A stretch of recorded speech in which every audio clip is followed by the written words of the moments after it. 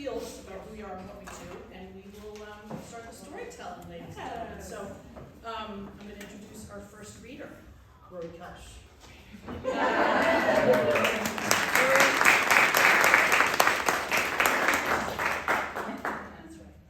right. Rory Kelsch is an actor, writer, and co-producer of the What's Your Story reading series. She's performed at La Mama, Playwrights Horizons, and the People's Improv Theater, all in New York City.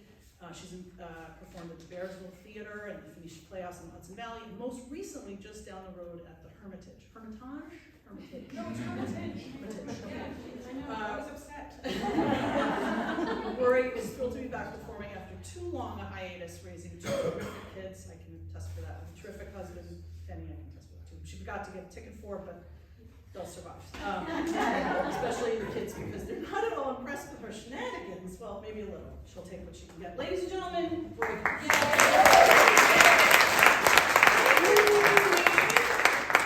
you. Thank you all. Okay, so.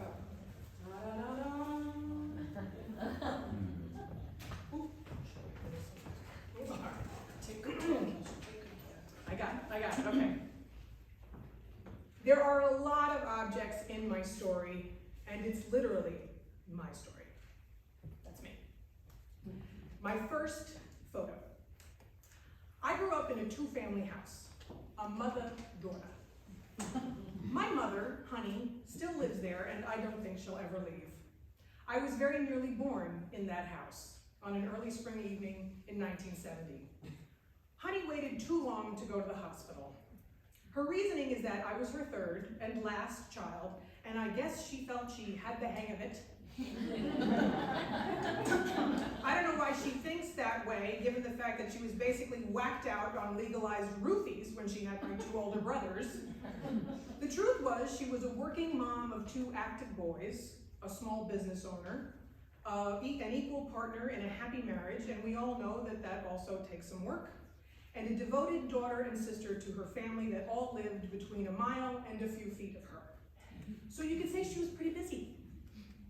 On the day I was born, Honey and I made it out of that two-family house intact, but just a few miles down the road when the ambulance bore right and passed what would become the site of the first McDonald's in town, doing, I'd say about 80 miles an hour, I emerged from her womb, and in my mother's words, she said, "You was so clean." You had none of that gook all over you. Well, maybe just a little speck of yuck, like right here. But other than that, so clean and nice, my baby. My mother's sister, my beautiful Aunt Rosemary, was with us in the ambulance, as was my dad, Tom.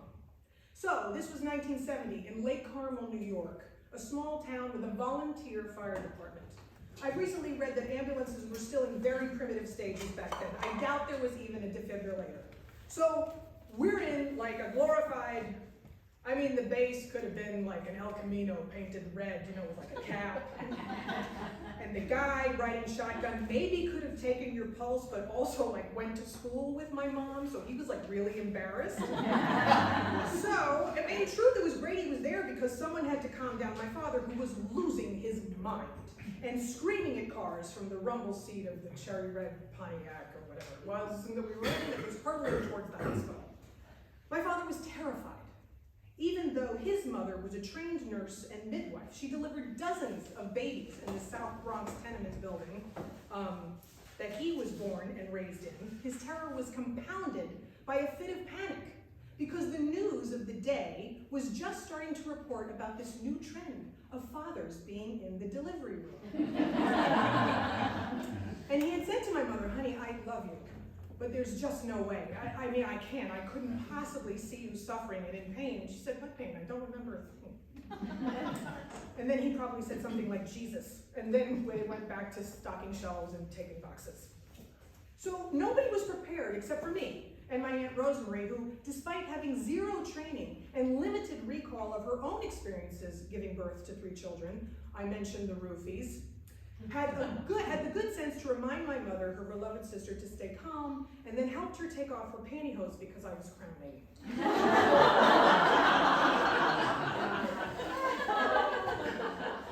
Aunt Ro then delivered me. She was the first person to ever hold me, and I was named after her. Rory is my nickname from birth, but still, I am a Rosemary. And my aunt was the most unforgettable person in my universe. She was a great beauty, full of life, charming, and delightful as a perfect summer's day.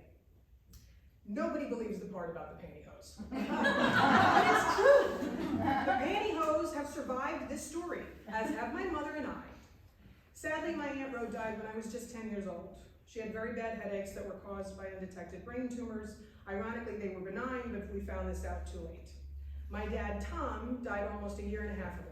If you want to know what he was like, well, you kind of just had a little preview.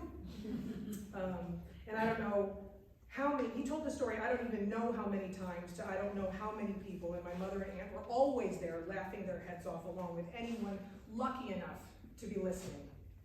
And I'm leaving out tons of details and objects in this story because there's just never enough time. A suitcase exploded, a la I Love Lucy.